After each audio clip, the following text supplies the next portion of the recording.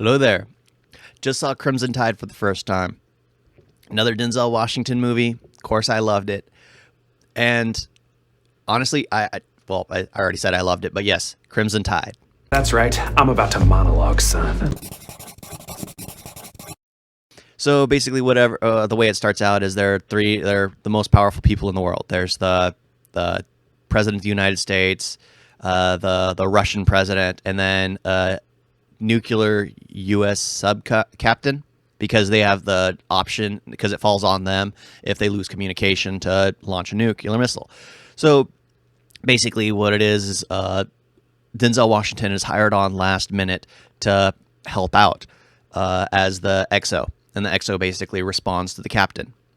And I didn't expect to enjoy this movie as much as I did, because the whole thing basically turns into a civil war, because there's the die-hard loyal soldier, and then there is the idealist Harvard graduate, which is Denzel Washington, which he played the role to perfection. And the idealist Harvard graduate thinks for himself.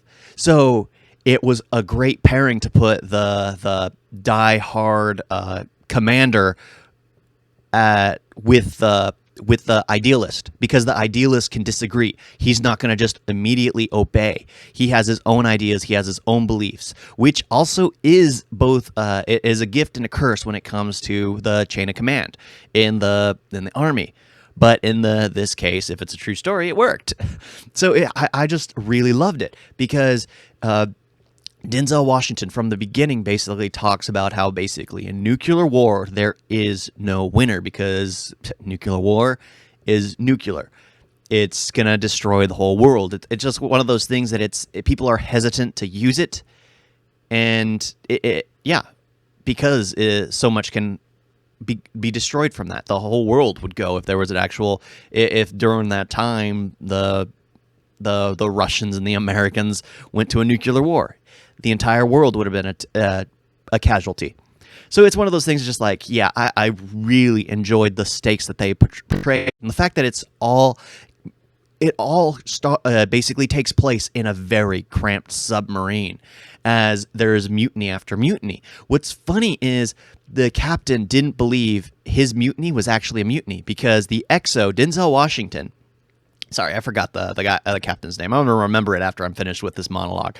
But Denzel Washington, he basically, because he knows the rules of command, the rules of engagement, the rules basically of the entire sub, like the hierarchy of the sub, the captain tried to replace him because the XO, Denzel Washington, refused to acknowledge the order.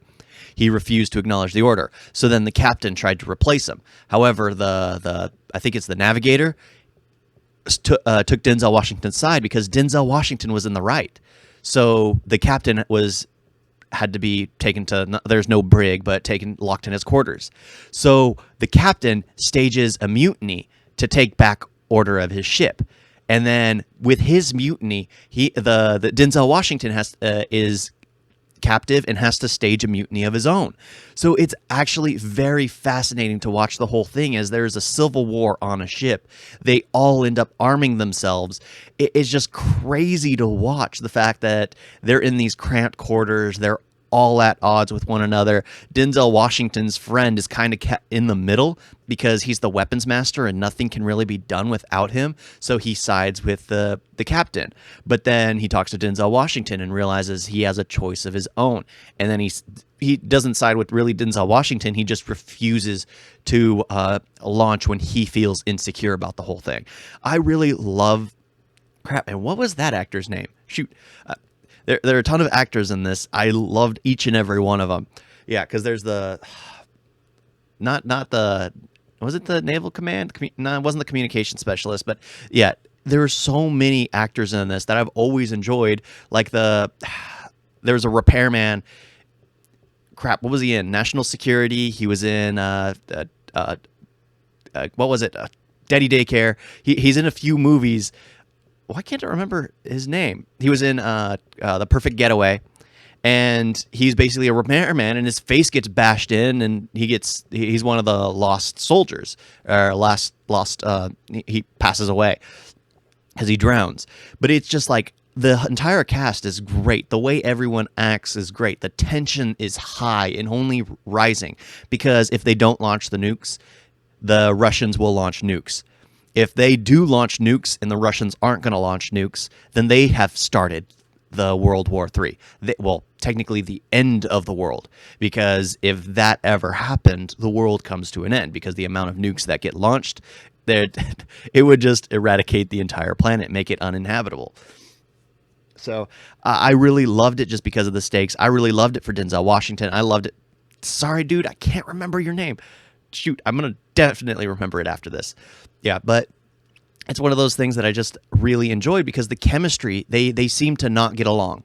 They seem to not argue from the beginning, but they seem to just, two opposite poles, two polar opposites that seem to just perfectly complement one another. And it was just, I love that in a movie, when there are two people who seem to have to work together, which in the end, if you step back and look at it, it's basically like a buddy cop film, except these two don't really become buddies till the very end.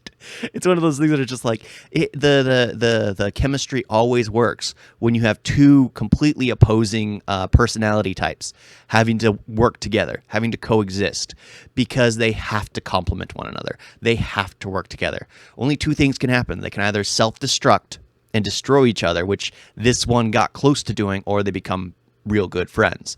So I love this movie because it follows that dynamic. However, it goes more into the self-destruct aspect, as they're literally both feeling they're doing what is right, what is best. Don't forget to like and subscribe. Thank you all for watching. Talk to you next time. Toodles.